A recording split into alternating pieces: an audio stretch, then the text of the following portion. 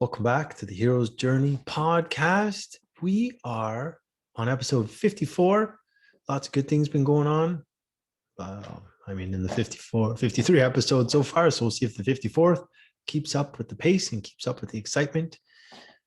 We're reading Golden Age comics. I'm reading my way through the Golden Age.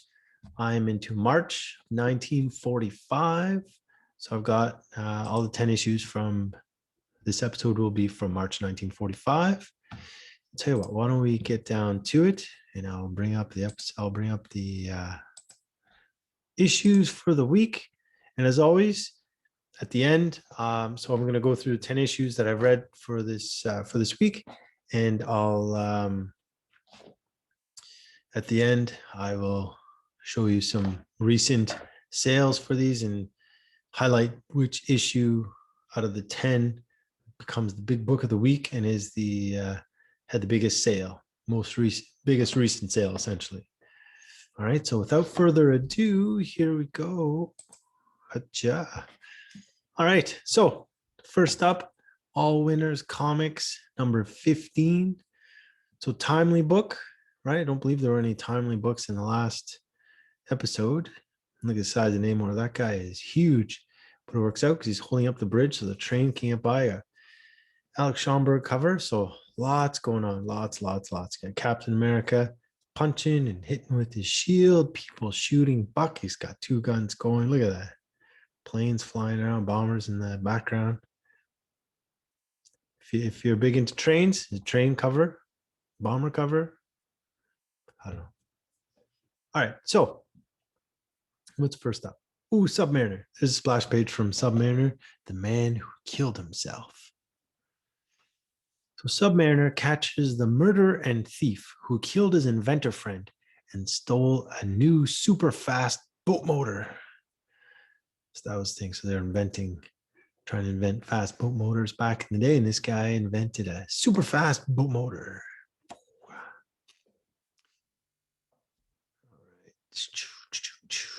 In the Captain America story, he battles the masked trio of death. Captain America up against a gang of jewel thieves made up of Lupo and his 3 giant apes. All right, how fun is that? Now, if you're looking at this title page, splash page, geez, I gotta say, the art on Captain America and Bucky is pretty terrible. I mean, the ape looks okay. Scan's not great, but geez, look at those lines of Captain America and Bucky. Terrible. Bottom left panel, Bucky sure looks crabby. I don't know. This is kind of hard to get. Like the covers are okay for the most part. Decent art for the most part, but just the interiors are really don't make the cut. All right. After that, it's WHIZZER in Lightning Strikes Twice. WHIZZER outraces a bolt of lightning, and then he catches some bank robbers. Then he catches them again trying to steal a robot bomb after they were freed by a Nazi spy. Right, so Nazi spy frees some guys from prison, and WHIZZER's on hand to catch them. They try to steal a robot bomb. Dun, dun, dun.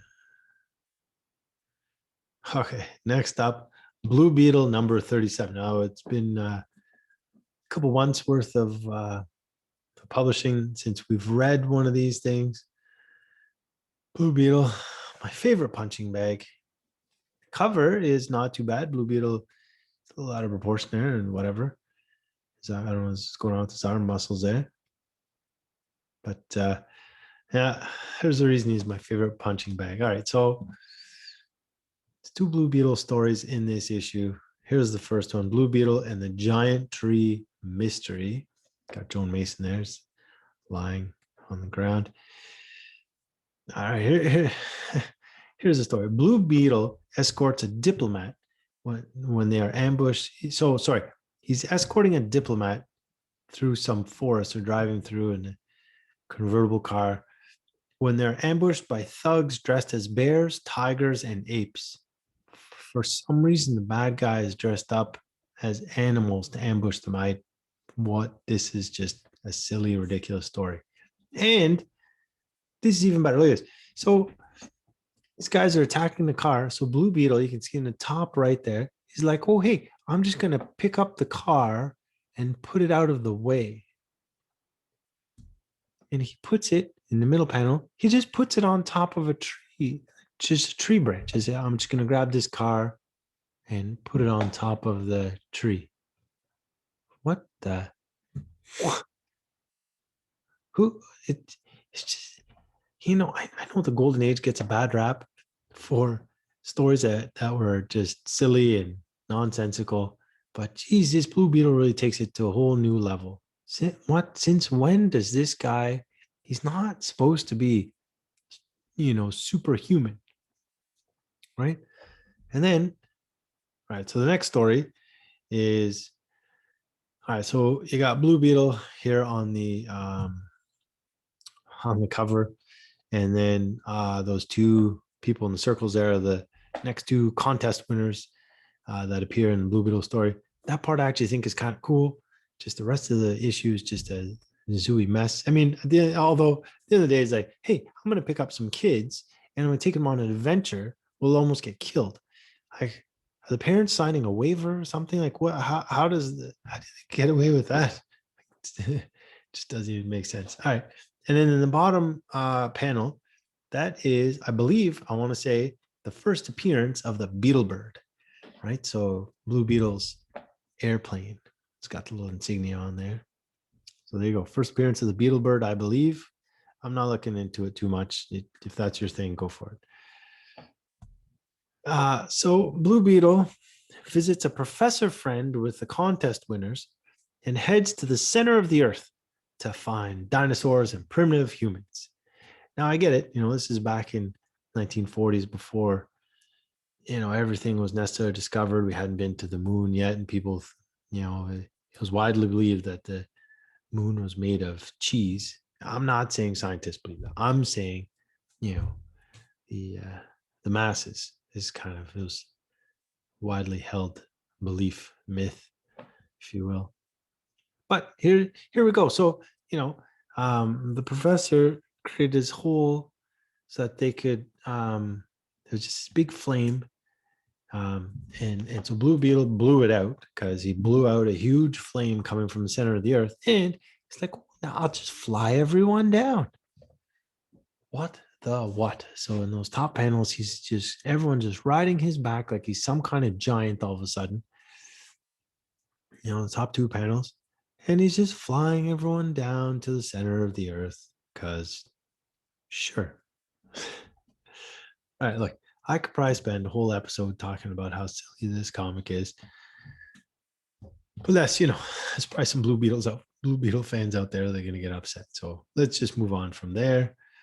Another timely comic, Captain America Comics number 45. So you got another Alex Schomburg cover, another train cover, if that's your thing. Convertible cover. I don't know if anyone cares about convertible, but definitely a train cover, and a locomotive. Captain America jumping in, smacking a guy, blocking some bullets with his shield. Bucky's about to lasso a guy. It's great. It's great. Look at that. I like how the train smoke's kind of going into the trade dress, really kind of cut down on some of that trade dress. Jesus, it's huge. It's a good cover. I like this cover. It's a good cover for sure. All right. So in the first story, Captain America in Dynamos of Death. Actually, the art's was a lot better in this issue than it was in the last issue for the interiors, that's for sure. So Captain America and Bucky put a stop to the scheme of a crew cutting power to parts of the city and robbing while wearing skeleton costumes and luminescent paint. So that's what we're seeing. We're just seeing some bad guys in skeleton costumes and luminescent paint. So, they cut the power and then they have free reign to run around and grab stuff and scare people away if there are any stragglers. So that was their plan. Not the worst thing I've heard of. Human Torch versus the Walking Corpse. Now, all right, so you see skeletons being prominently featured in these splash pages. Definitely, again, we're heading towards the horror era of comics, and this is where we know that superheroes will kind of fall out of fashion a little bit. This is it. So I've always felt based on reading the comics that DC books were heading more towards funny books, and the Marvel books were heading more towards horror. And I believe, like, again, a lot of people know about this stuff way more than I do, and they've actually researched it and looked into it. Like, I'm just going into this with fresh eyes, with the very little knowledge that I know about all this stuff, and I love it that way. I'm not trying to look ahead too far to find out exactly what's going on. That kind of spoils it. I don't want to spoil it for me, even though I know these things have been around for over 70 years. It's just fun discovering it as I go. So, Human Torch and Toro discover that a convict killed in the electric chair's brother is a detective and out for revenge against the justice system. So this guy went to the electric chair, and his brother, who's a detective, was not happy about it. So he, working on the case and taking out his revenge against the justice system, and he made himself to look like his brother. So that's why versus the walking corpse, because it looks like the guy came back to life, but he did not. There you go. Captain America and the Thing in the Swamp. So another kind of grotesque looking thing. Yeah, these splash pages in these timely books really point towards, we're going towards the horror aspect of things, even if a lot of these stories don't have to do with Nazis or Japanese spies. It the covers definitely seem to indicate that the interiors might have a lot to do with World War II type villains, but that's not always the case. Although in this particular case, there were Nazis in it and bad guys, but they're less and less. I'm seeing a lot less Nazis and Axis villains than ever. Like, they are definitely fading out. In the DC books, they're actually quite rare these days to see villains that do have to do with the war going on. But the timely books are slowly starting to become less and less and fade out, essentially. Okay, so Captain America and Bucky must destroy the Nazi major and his aide turned monster. Right, so that's a Nazi major there in the middle of the bottom middle of the page, and then the Nazis had crashed in a swamp, and one of them turned into a monster. So the assistant, the aide, the guy turned into like a hunchback, gruesome looking guy because of the swamp. So yikes. After that, it's Captain America and the Human Beast, and Bucky's all tied up, about to get arrow put through him. And look at the length of Captain America's legs and torso. Goodness. He's not even the one looks like Bucky's being a little more stretched out, but Captain America apparently suffered the same fate earlier. So Captain America and Bucky track down the murderous Catwoman, is kind of what they call her, who has performed impressive acrobatic maneuvers. So anyway, she was a jewel thief, and she ended up killing people and performing some crazy maneuvers to get away. But she did not get away in the end. Okay, and then we have a Fawcett book. So, right, we're in the seas, Captain Marvel Adventures, number 44. So lots of Captain Marvel in this issue, lots of stories, 4 stories, right? So the first one is Captain Marvel and the Genius of the Garret.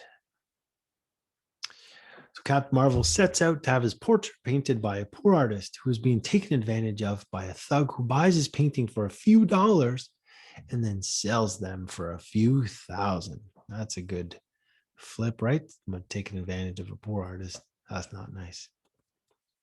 Captain Marvel and his trip to other worlds. This is fun, right? So this is where it really shows that the universe and galaxy has not been explored very much, right? Captain Marvel visits Professor Ein's new planetarium and finds out the exhibits have been sabotaged by the jealous Professor Stein. Anyway, in the end, Professor Ein and Professor Stein work together. So it's a collaboration of Einstein, right? Yeah, everyone caught that? Wonderful. Captain Marvel in Washington's haunted embassy. So now Captain Marvel visits another city. He's in Washington. A little more of a major city, but nonetheless. Captain Marvel investigates the fake peace treaty between the US and Japan that was planted in the War Department files. So someone planted a fake peace treaty in it.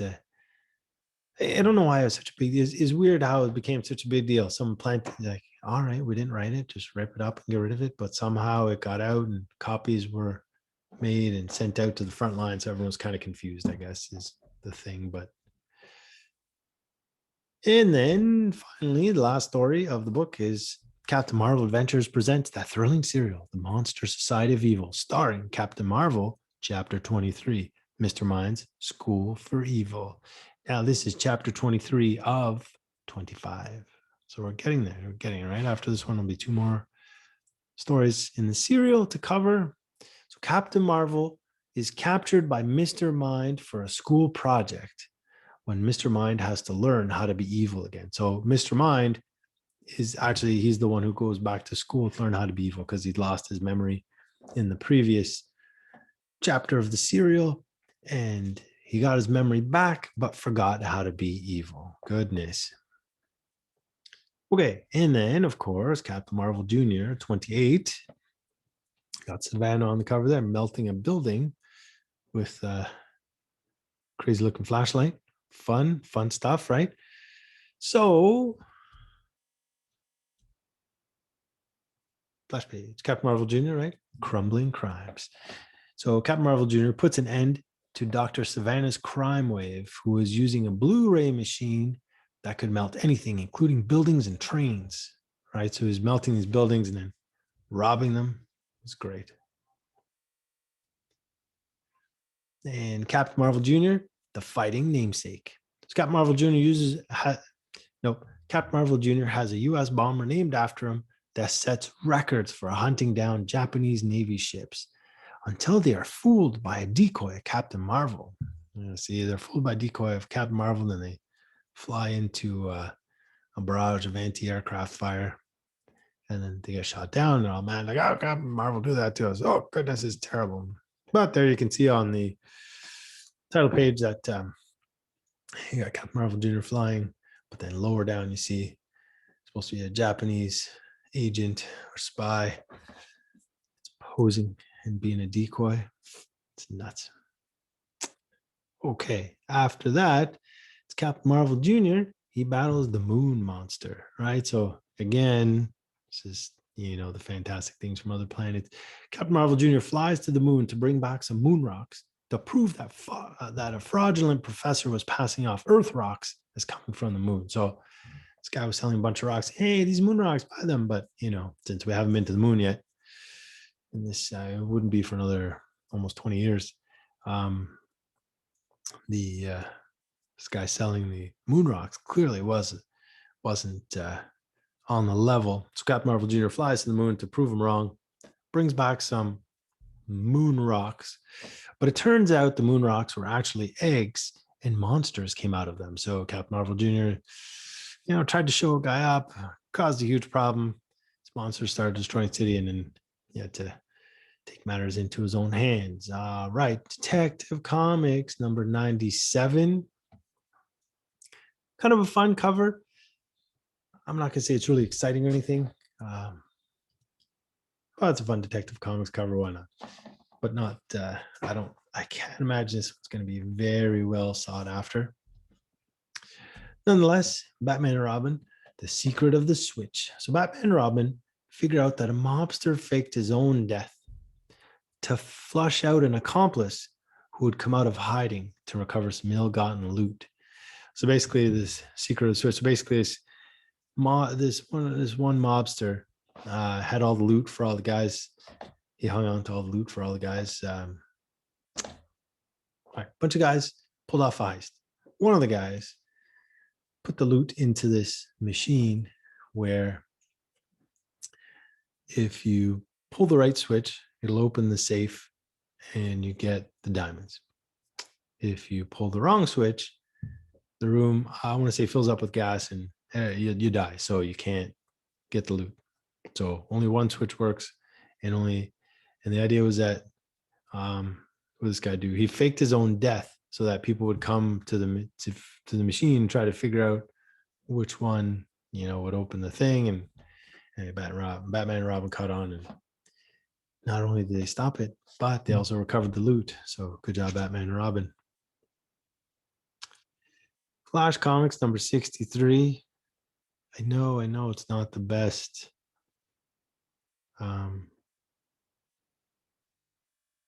It's not the best scan. Now, is this I see Joe Kubert's name on the Kubert? I'm gonna say Kubert. Name's on the bottom there. So is that his first Flash cover?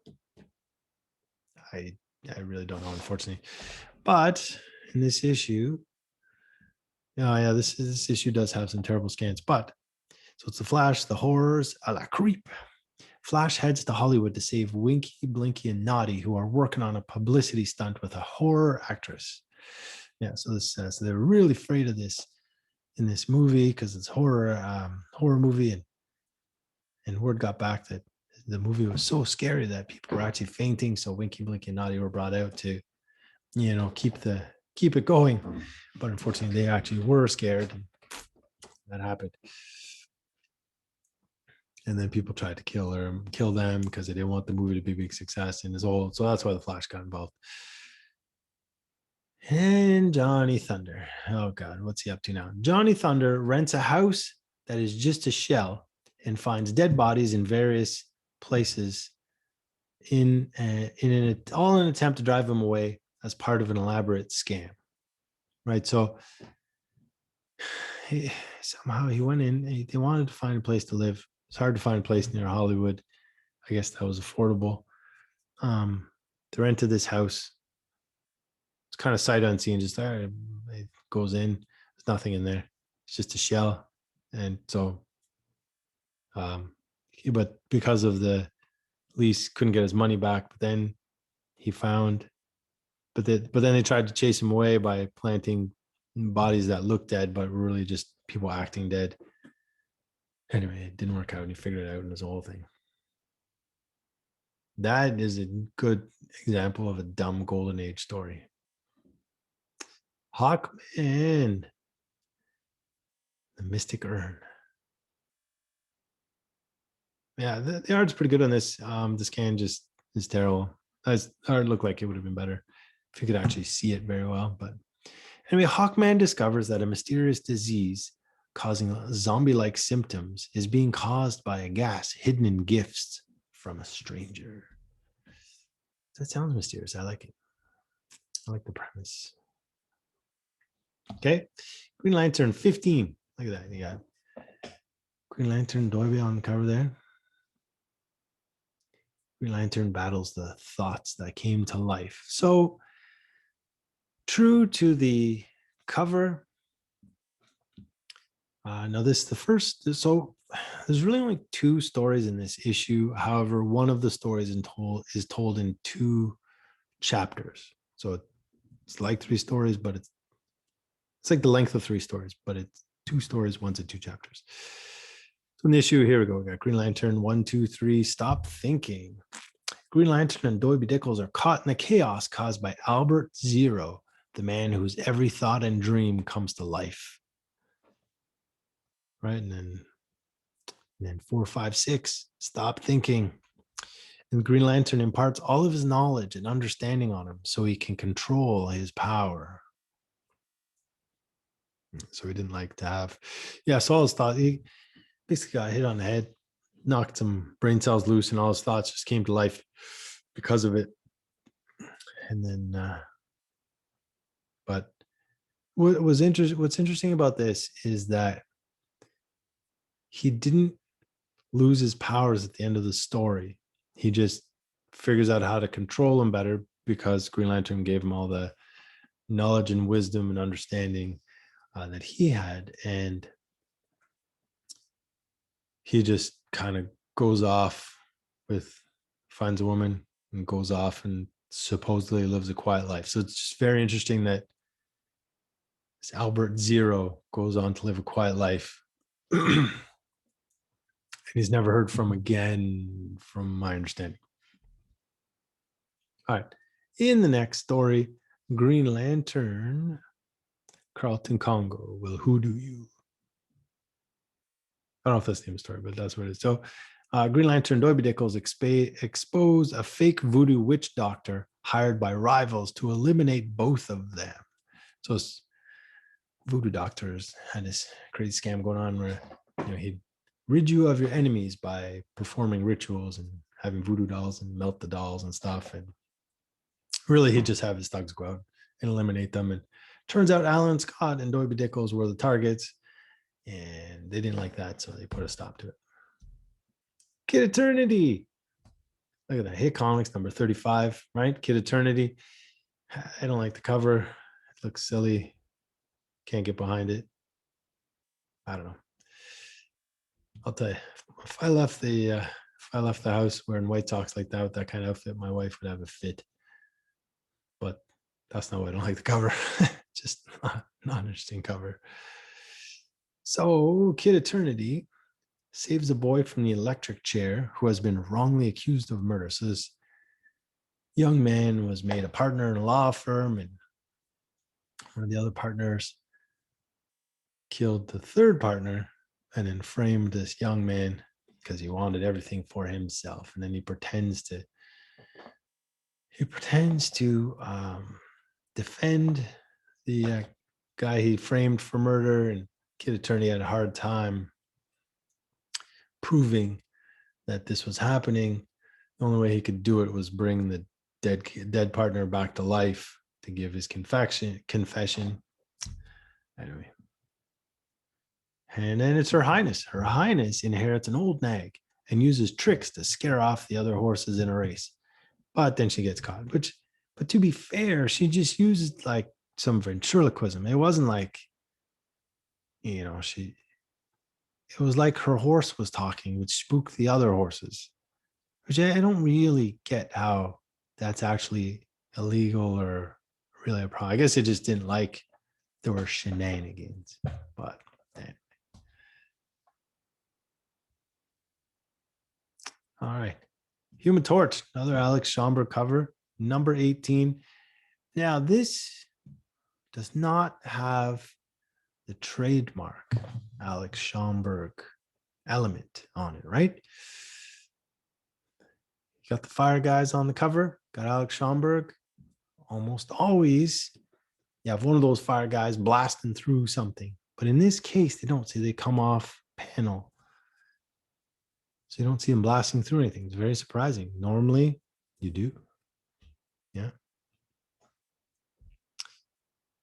All right. So Human Torch, Death plays a violin. So Human Torch and Toro put a stop to the killer who lost his arm in an auto accident, can no longer play the violin, and murders other violinists with poisoned darts. Then it's Human Torch, Death Takes a Journey. So it's a death theme for this issue for sure. Human Torch and Toro help a friend who inherited a diamond mine in South America from some escaped criminals from the US. And so there's only 2 Human Torch stories in this issue, and that's down from 3 previously. Oh, also, there was a page reduction here. There's only 32 pages in this. 36 pages, down from 52. And I believe, if I'm not mistaken, that would be the only page reduction. No, that's not true. Blue Beetle, I'll rewind a sec. Blue Beetle was also 36 pages, down from 52. So Blue Beetle 37 was page reduction. And I skipped that, and I apologize. Human Torch number 18, also 36 pages, down 52. So 2 page reductions in this episode, because we're actually on the last issue. Final story of the last issue is Submariner in the Dungeon of Terror. Now, I saw the splash page. I thought, wow, it's an interesting splash page. You got Submariner fighting against some sort of sea creature monster thing, and you got like a damsel in distress on its head. And it took me a second to notice the guy in the background with the really long arms, who actually features in the story. So it's not like it's just some guy who's being drawn out of proportion. But I didn't notice him right away because I saw the fish, I saw the woman, saw Namor there fighting to get his jaw open, and then you see dude with the really long arms, crazy. And then after that, I noticed the guy on the bottom in the scuba suit he's about to give Submariner a little jab there. And then when I'm like, oh wow, that's a lot of stuff going on. It's covered. And I kept looking, of course, and I see the professor there on top of the tower shooting at Namor. There's a lot going on in this splash page. I gotta say, this is one of the better splash pages I've seen in a while. And these things, I find the splash pages really hit and miss, but the ones that are hit have some really decent art in them and really well done. All right, so Submariner ends up captured in a dungeon by a bad man experimenting with hormones to make monstrous creations. So him and Submariner and Betadine go to this house party at a mansion for one of her rich buddies, and anyway, they end up in this guy's dungeon, captured. It's a good time. Okay, so here's the summary. Here's the 10 issues we've been looking at today. I'd have to look back in the archives, but I don't believe there was a winner. I don't believe there was a timely issue. No Marvel characters in last week's episode, but this episode, look at that. You got 3 timely books. You got some Human Torch, and a couple of them. You got Captain America, and a couple of them. Submariner, and a couple of them. You've got Alex Schomburg covers for all 3. I don't want to spoil it, tell you which one's going to be the big book without the big reveal. But there's some big choices there with the timely books. Although the Detective Comics could also pull it in, even though it's not such a fantastic cover necessarily. I can't imagine Blue Beetle would do much, or the Fawcett books, or the Quality book from Hit Comics. But there's a good variety of books between DC, Timely, Fox, Fawcett, Quality. Those are all the publishers that I'm reading books from. So to get all 5 of them, I mean, Blue Beetle is the only one that I'm reading from Fox right now. So if he's in the mix, you usually get a good mix. So yeah, there's only 3 DC books actually this week. So 3 out of 10, and 3 out of 10 for Timely, 2 Fawcett, 1 Fox, 1 Quality. All right, you ready for the big reveal? So you got your pick. So pick your book. Think of which one would have the biggest recent sale.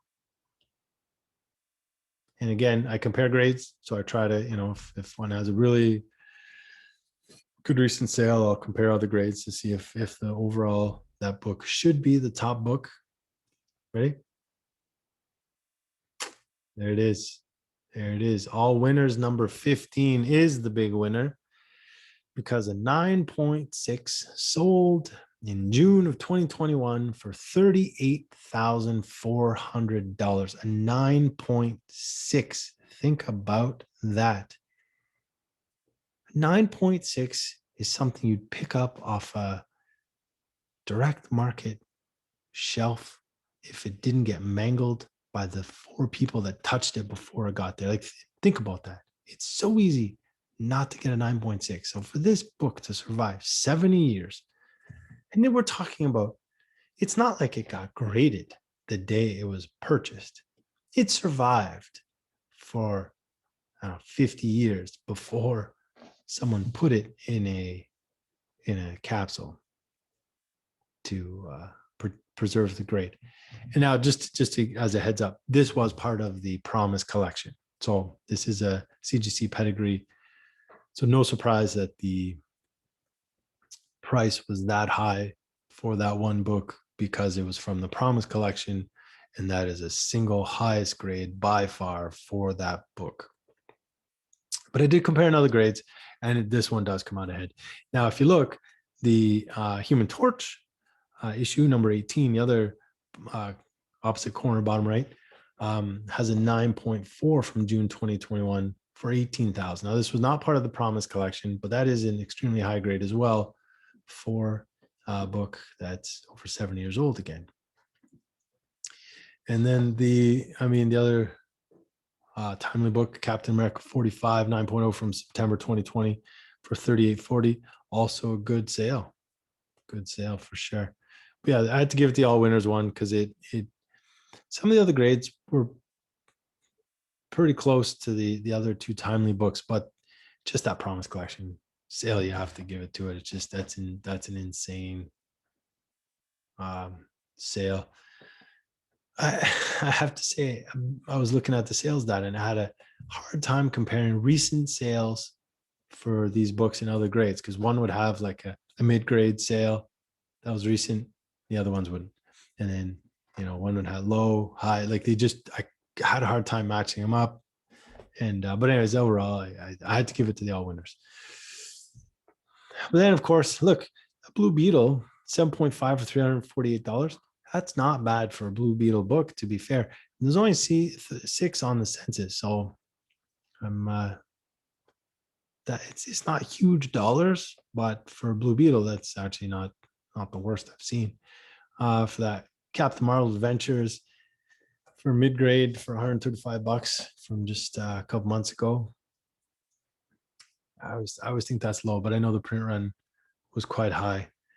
And then the Captain Marvel Jr., $203 for 6.0 from over a year ago. Like that hit comics, geez, $85 for a 7.0 of a book that's 70 years old. Like just for the age of it, I would expect it would command more than $85. But I guess no one's big on Kid Eternity or Her Highness, I guess. And there's only 2 on the census, so think about that. So that's not a lot out there. Certainly not graded. The Detective Comics did okay, 8.5 for $1,200, November 2020. That's nothing to sneeze at for sure. And then the other couple DC books, Flash Comics, $400 for 6.5 from almost 2 years ago. And then Green Lantern, 6.0 from last month for $645. Not a bad price. Not a bad price. That's actually a decent price. I find anything that's sold in May, June, geez, the prices are going up. Will these prices last? Is this sustainable? Everyone keeps talking about a bubble. I mean, someone's got to run out of money at some point, right? Or are these things there's just not a lot of them out there, not enough to, the demand just keeps escalating? I don't know what the answer is. But I'll tell you this, I'm enjoying this journey. I am enjoying doing this podcast. I'm enjoying reading the books. I'm enjoying talking about them and sharing with them. So, if anyone wants to join the podcast, or if anyone wants to have me on their podcast, I would be happy to have a discussion with someone. I will figure out a way how to do that and collaborate. If you just want to comment, I absolutely would love to have conversations in the comments. I know some people have watched some of my older episodes, and I've gone back to look at those comments and replied to questions about how I choose the heroes and why I'm doing this the way I do. And again, look, I'll give you the short answer. The short answer is that I choose the heroes based on, I want to look at superheroes mainly, preferably costumes that had their start in the golden age but end up in the modern age. So it's a hero's journey, right? So the idea is to see how they've evolved over 70, 80 years, right? So it started with Superman. I wanted to see how cool would it be to read Superman from issue Action Comics number 1 all the way to 1000 at the time. And then now I know it's past 1000. But I thought it'd be cool. It'd be cool to see the evolution of that character and the writing and the stories and see how it is. And to be fair, I had no idea that these books were anthologies. I figured they're just same as they were in the modern age. You get an issue, you get one story, maybe a backup on some of them, but I didn't realize they were short, 10, 12 page stories. And the books were thick, like 68 pages. They were anthologies. So you'd get like 10 stories in Action Comics #1. I didn't read a lot of the other stories. I did read maybe Zatara in Action Comics. I'm reading him as well. He's not a costumed hero per se, but he does have powers. So that's how I got to reading him. So I like when they have powers, costume maybe, and certainly I'd like.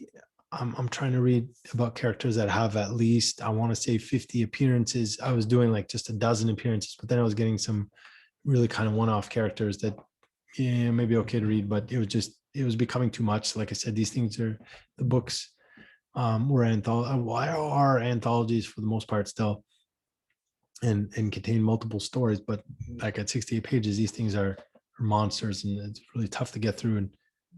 And I'd like to progress to through through these publication dates within my lifetime. So I'm working on it. This is great. I'm doing 10 books a week. I'm finding that the amount of stories I have to read is slowly shrinking, because a lot of the comics are getting smaller. There's page reductions, right? So that makes there's less stories in each book. Some of the stories are shorter. Now I do know some of the books will go back up in their page count. Some have gone down to like 36, 32, 44. I know some will go back up to 52. And I believe that has to do with, I'm throwing it out there. I know a lot of the publishers were rationed in terms of how much they could publish. They had to reduce their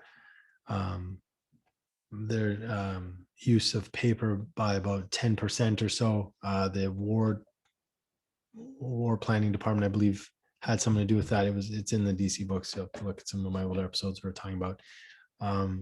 But I believe it goes back up once the war's over and the rationing can stop.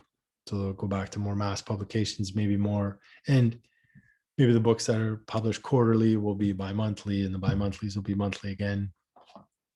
So there were some definite reductions. So we'll see how that shakes out. But I think overall, really, once the war ends, once World War II ends, is when we see superheroes kind of fall out of favor. But we're seeing it already, right? So we're turning more to horror comics, the funny books. So I believe that I know that the heroes were there kind of to distract people and give them something to believe in and some hope and stuff. And it's great. I think it was a great idea. And I know that kind of falls out of fashion at some point, but I believe that evolution started to happen before the end of the war. So I know that I feel like the heroes were tied into World War II. And that's the thing. Like there were a lot of them fighting Nazi villains or Axis villains, Japanese spies, agents, whatever, bad guys. And I know that was a common theme. Pardon me, but I feel goodness. I feel that we'll see it transform more based on a cultural shift rather than the news of the day, if that makes any sense. I feel that the seeds have been planted for a good year now of reading these books. Like the Timely books started doing some horror type theme stuff going back a bit, like it and I feel like it's picked up some traction.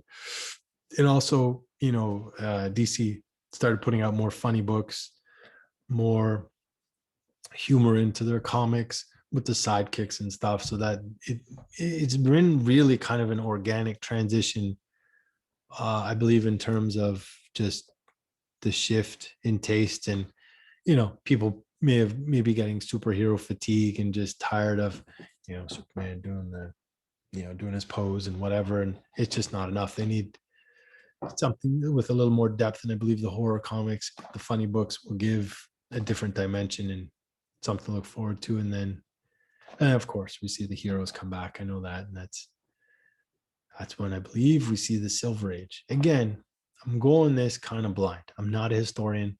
I'm learning about the history as I go. So my forward-thinking thoughts are guesses for the most part. I'm really not up to date on exactly what's going to happen. I didn't, again, because I'm enjoying reading this with a fresh perspective, and I'm enjoying going through these issues. And really, I'm learning so much and seeing how it was back then. It's a real eye opener. I had no idea. I grew up reading modern comics, and I had no idea that these comics were like this at all. And because all I've ever seen is you see people talking about Golden Age books, and oh, look, I got this Golden Age book, and you see the cover, and that's all I see. And you're like, oh, this is a great book. This is a great book. This is the first appearance. So it is, but you don't actually read. No one's actually reading these things. And I get that because and I get that as a collector, I do understand that completely.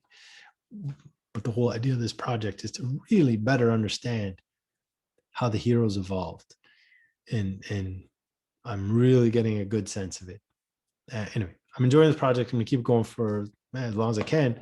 And hopefully other people want to join me. If anyone else wants to read through the Golden Age with me, let me know. Let me know in your thoughts and comments what heroes you're reading about. And I'll be happy to have that discussion with you. Anyways, thanks for watching. I appreciate it. Like, subscribe, tell your friends. Again, if anyone out there wants to collaborate, hit me up. Let me know. We'll work something out. Thanks. Take care.